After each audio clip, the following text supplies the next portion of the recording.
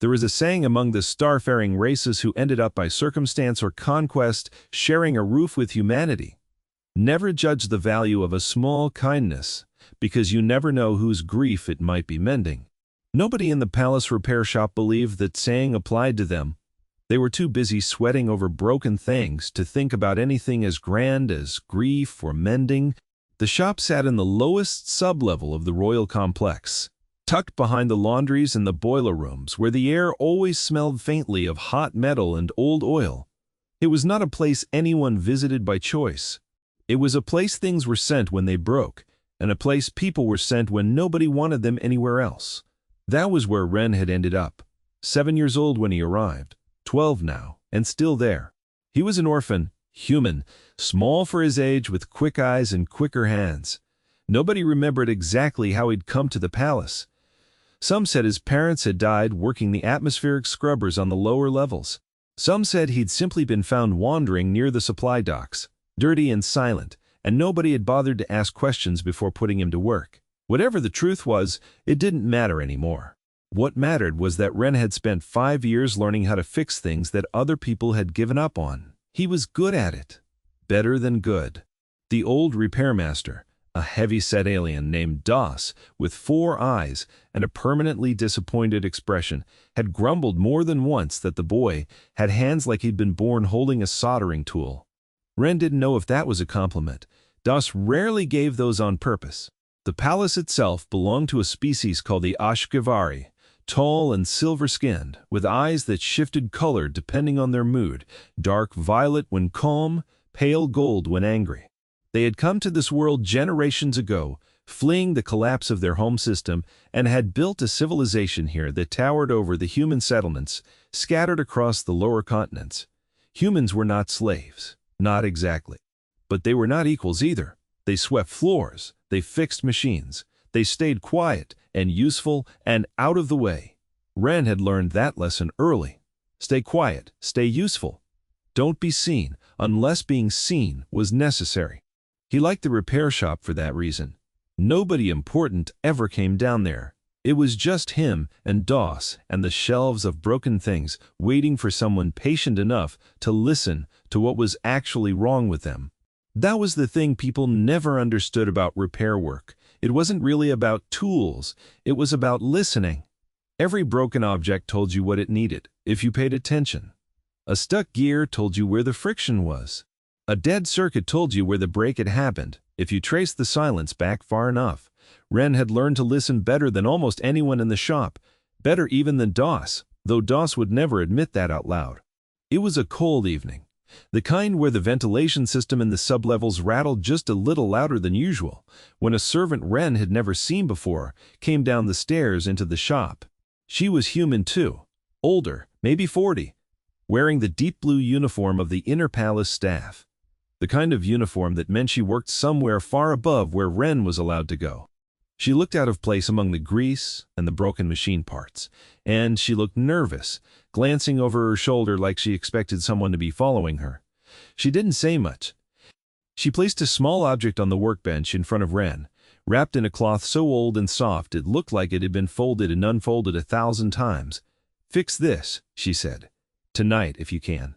It belongs to someone important. Don't ask who." Ren looked at her, then at the cloth bundle, then back at her. "Doss isn't here," he said. "He left an hour ago." "I know," the woman said. "That's why I brought it to you." There was something in the way she said it, something careful, almost pleading, that made Ren nod, without asking any more questions. He'd learned that too. Down here. Some things you didn't push on. You just did the work. The woman left as quickly as she'd come, and Ren was alone in the shop with the bundle and the hum of the ventilation system and the low buzz of the overhead lights. He unwrapped it slowly. It was a locket. Gold, or something that looked like gold, though up close he could tell it wasn't any metal. He recognized from the human world. It was warm to the touch in a way that metal shouldn't have been, like it had been sitting near a heat source, though the cloth around it had been cool. The locket was oval-shaped, engraved with a pattern of thin branching lines that reminded him of frost on a window, or maybe roots spreading underground. He couldn't tell if it was decorative or if it meant something. With Ashkenazi craftsmanship, it was sometimes hard to know where art ended and language began. The clasp was broken. Not snapped, exactly, but bent, warped, like something had been pulled at it with far more force than a piece of jewelry like this was built to withstand. The hinge on one side had cracked clean through, and when he carefully worked the locket open with a thin metal pick, he saw why it had been brought to him instead of thrown away. The inside held a small photograph, faded but not destroyed, protected behind a thin pane of crystal that had somehow survived whatever had broken the rest of it. The photograph showed two Ashkenazi women, one older, one younger, standing together in front of what looked like a garden Ren had never seen anywhere in the palace. All silver trees and violet blossoms. They were smiling. The older woman had her hand resting on the younger one's shoulder. Ren didn't know who they were. He had no way of knowing. But something about the careful way the photograph had been preserved, even as the rest of the locket had been broken, told him this wasn't just jewelry. This was something someone loved. He set to work. He worked slowly, the way Das had taught him, testing each part before touching it, understanding the shape of the damage before trying to undo it. The hinge was the hardest part. It wasn't made of any metal he had spare parts for, and bending new material to match without proper alien alloy would have been asking for trouble. Instead, he did something Das always said was more art than repair. He coaxed the original metal back into shape, heating it just enough with a small precision torch to make it pliable, without ever coming close to the crystal pane, protecting the photograph inside. It took him 4 hours. He burned his fingers twice. He broke one of his smaller tools trying to realign the clasp, and had to switch to an older, less precise one, which took even longer. At one point, close to midnight, he almost gave up, and decided to wait for Das in the morning. But something about the two women in that photograph kept him going. He thought about how carefully the servant woman had wrapped it, how nervous she'd been. He thought about how some things, even small broken things, mattered more to people than anyone below them ever realized. By the time he finished, the sky beyond the small barred window near the ceiling of the shop had gone from black to a deep, bruised blue. The first hint of morning. The locket closed with a soft, satisfying click. The clasp held. He tested it a dozen times, opening and closing it, making sure the hinge wouldn't catch or slip. It didn't. It moved like it was brand new, like it had never been broken at all. He wrapped it back in the same soft cloth, exactly the way he'd found it, and set it on the workbench, and finally let himself sleep for an hour with his head down on his arms before the morning shift began. He never even asked who it belonged to. That was the thing about the repair shop. You fixed what was put in front of you. You didn't ask questions about the people above you, because the people above you didn't ask questions about people like him either. What Ren didn't know, what nobody down in that sublevel had any reason to know, was who exactly that locket belonged to. Her name, in the old Ashkenazi tongue, translated roughly to "she who carries the light forward," though most simply called her by her throne name, Queen Izeluna. She had ruled for 9 years, ascending after her mother's death, a death that had come suddenly, violently, during an uprising in one of the outer colonies that the official records called a tragic accident, and everyone who had actually been there called something closer to an assassination. Izeluna had been young then, barely past what humans would call her 20s, thrust onto a throne she hadn't been ready for, grieving a mother she hadn't finished needing. The locket had been her mother's. Panis, passed down for 3 generations before her, always given from mother to daughter on the day the daughter came of age. Izeluna had worn it every day for 6 years after her mother's death, until one terrible afternoon in a private garden, overwhelmed by a grief she rarely let anyone see. She had gripped the chains so hard, so desperately, trying to hold on to something, anything, that the clasp had bent and cracked in her palm. She had never worn it again after that. She couldn't bear to. It sat in a drawer in her private chambers for 3 years, broken, untouched, a wound she refused to look at directly. She told her most trusted servant, a woman named Petra, who had served the royal family since before Izeluna was born, that she wanted it fixed. But every time Petra offered to send it to the royal jewelers, Izeluna found a reason to refuse. she didn't trust the royal jewelers with it. Not because they lacked skill, but because grief doesn't care about skill. It cares about safety, about trust, about the strange, illogical comfort of feeling like the right hands are the ones doing the mending. She'd been putting it off for 3 years, telling herself she wasn't ready, telling herself there was always tomorrow. Petra had finally taken matters into her own hands, quietly, without asking permission, because she couldn't stand watching her queen carry that grief in a drawer any longer.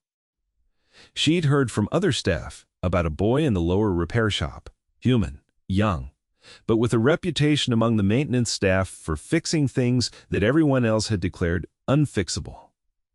A drone?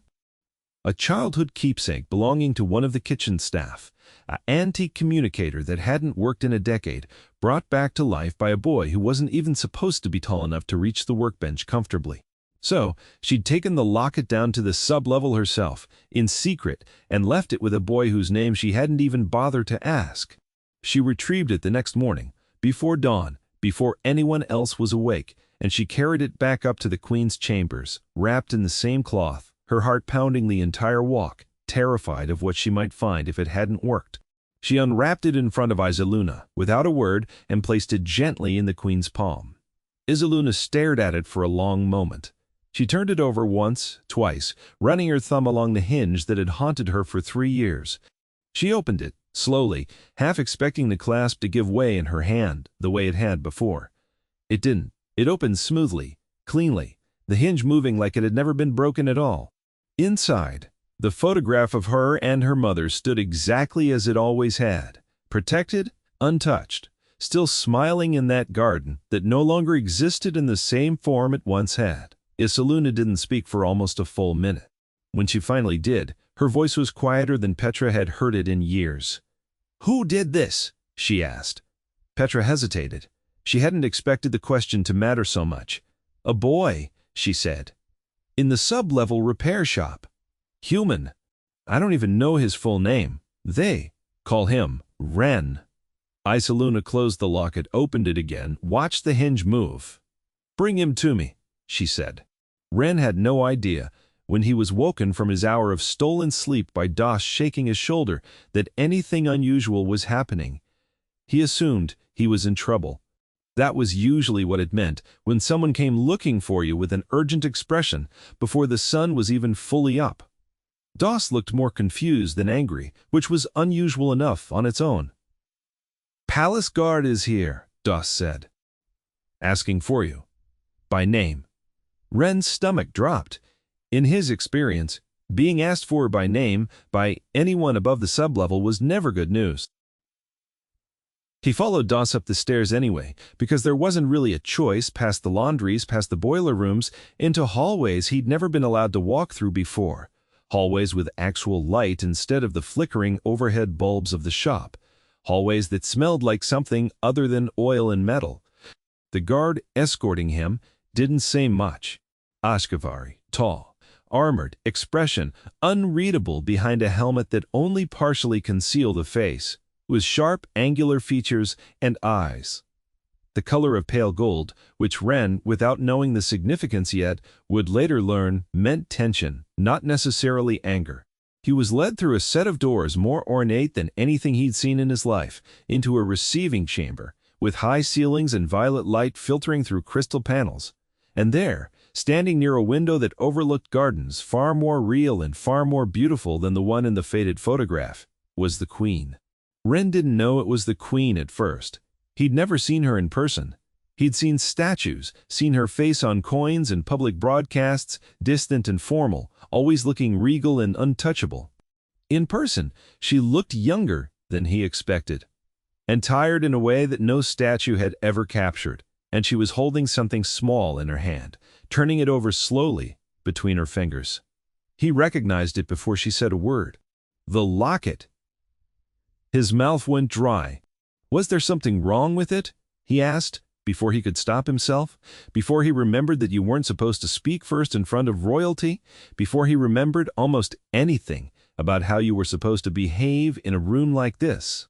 Iselina looked up at him. Her eyes were violet, calm, though something flickered behind them that Ren couldn't quite name. "No," she said. "There's nothing wrong with it. That's rather the problem I have with understanding what happened here." She held it out toward him, open, the photograph visible inside. "This belonged to my mother," she said. "She's been gone 9 years.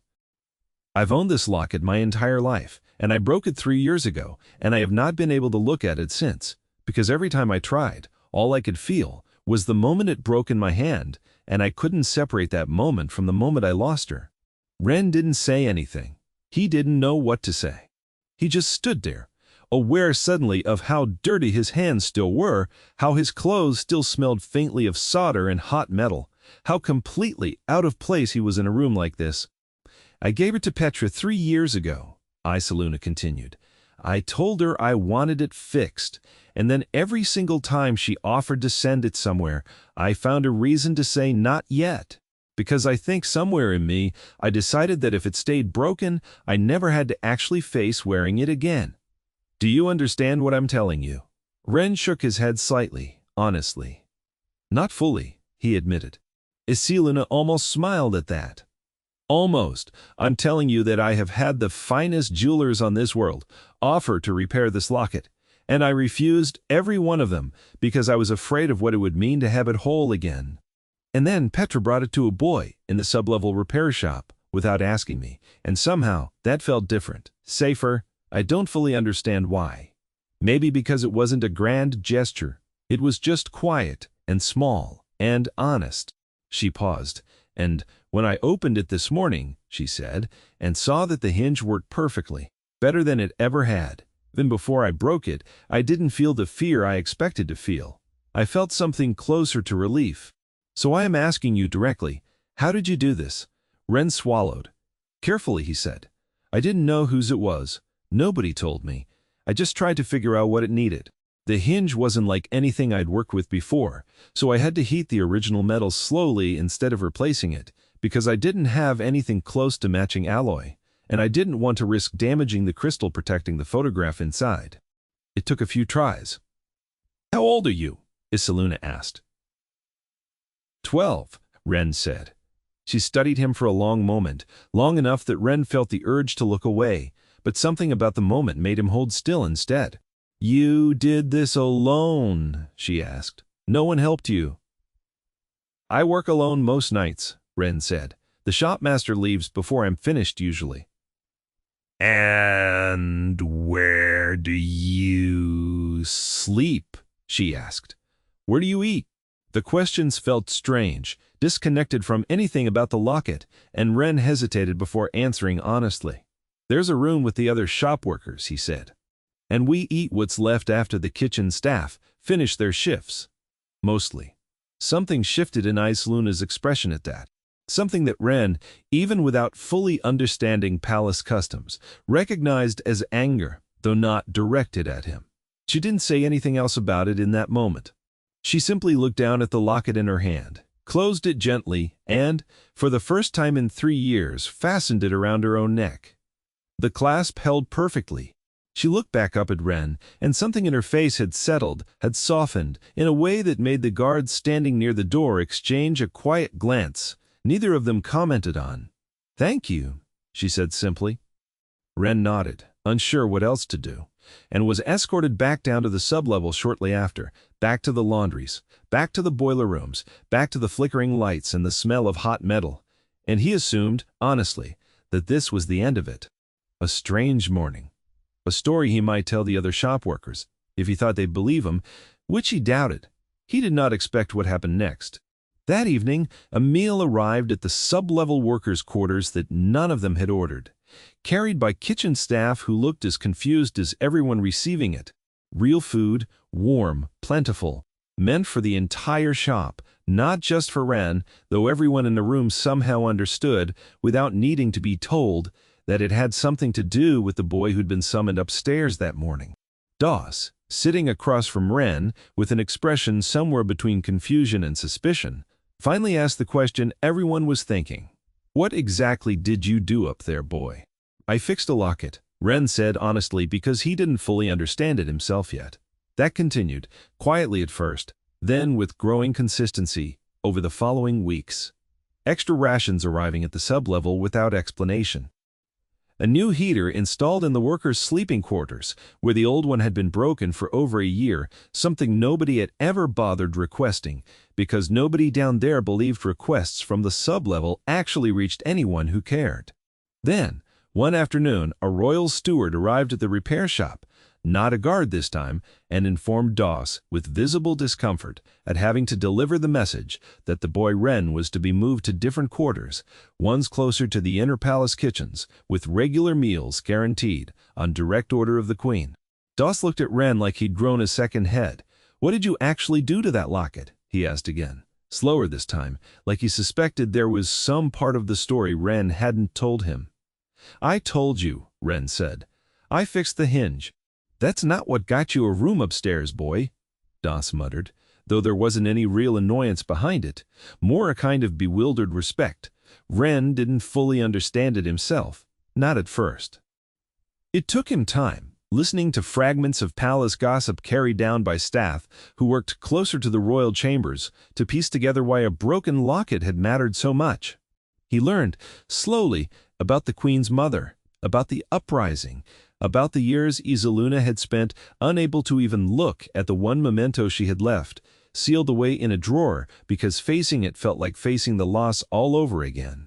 He hadn't known any of that while he was fixing it.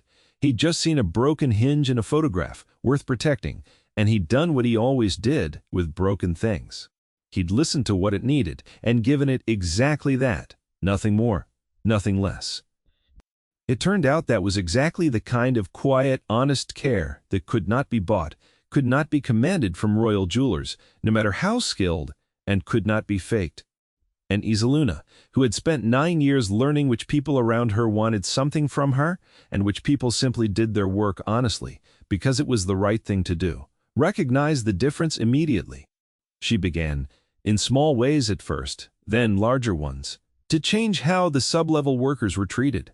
It started with meals and heating, but it didn't stop there. Within a season, wages for maintenance staff across the lower levels had been quietly restructured, closer to fair, closer to what similar work earned among Ashgavari staff.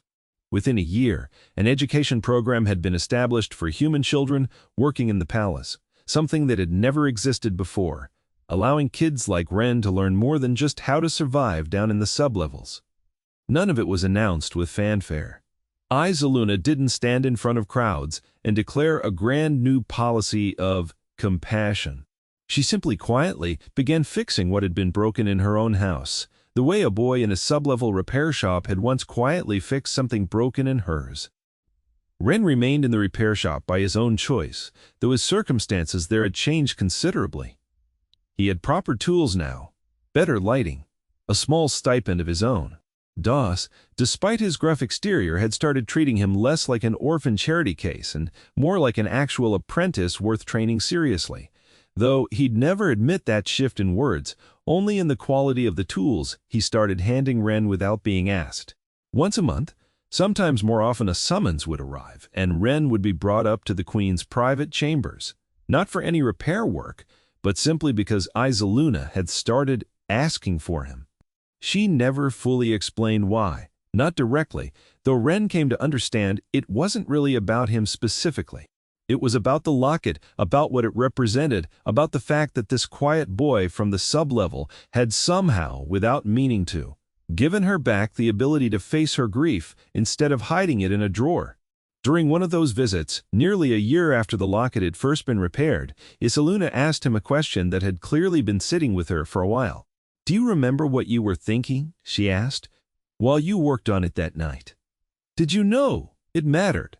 Ren thought about it honestly, before answering, the way he always did.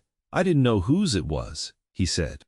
"But I knew it mattered to somebody. The way it was wrapped, the way Petra looked when she brought it down, you could just tell. Some things, you don't need to be told they're important. You can feel it in how careful people are with them."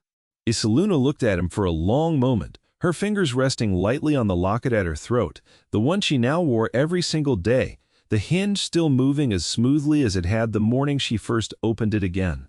"That's a rare thing," she said quietly. "Knowing something matters, even when nobody tells you why." Ren just shrugged. the way 12-year-olds do, when they're given a compliment too large for them to know what to do with. "It's just fixing things," he said. "That's all I know how to do." Isiluna smiled at that, a real smile, one of the first genuine ones the palace staff had seen from her in years. "Perhaps," she said, "or perhaps you fixed something you didn't even know was broken." The years that followed were not marked by grand battles or dramatic uprisings. There was no invading army for Ren to face, no villain to defeat in open combat. His story was not one of violence, but the story mattered all the same, in the quiet way that stories about kindness often do, spreading slowly outward from a single small act, until an entire palace, an entire system had shifted around it. Ren grew up in that palace, eventually taking over the repair shop entirely. When Doss finally retired, gray and satisfied, telling anyone who would listen that he'd trained the finest technician the sub-level had ever seen, though everyone knew by then that Ren had long since surpassed him. He never forgot where he came from. He never let the workers under him go hungry the way he once had. And he never let a broken thing leave his shop without understanding fully what it needed first. And Isiluna never took the locket off again. Not once.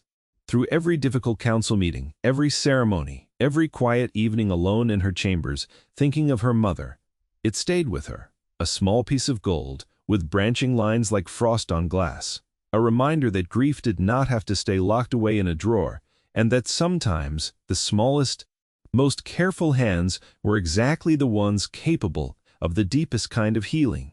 There's a saying among the starfaring races who ended up sharing a roof with humanity, and it is one Isiluna herself is said to have repeated many times in the years since. To anyone who would listen, especially to those who believed that kindness only mattered when it came from people with power, never judge the value of a small act of care, because you never know whose grief it might be mending. And in that palace, in that sub-level repair shop, an orphan boy who asked for nothing in return had proven that, saying true, one broken hinge at a time. If this story moved you, if the image of a small orphan boy quietly mending a queen's grief without even knowing it stuck with you the way it stuck with me while writing it, let me know in the comments what part hit you hardest. Was it the moment Isiluna finally opened the locket again? Was it Ren's answer about knowing something mattered, even without being told why? If you enjoyed this story, consider liking the video and subscribing for more tales like this one, stories about quiet kindness, hidden strength, and the kind of grace that changes the world without ever needing to shout about it. Ring the notification bell so you don't miss the next one. Thank you for watching, and until next time, keep your eyes on the stars and never underestimate the quiet ones.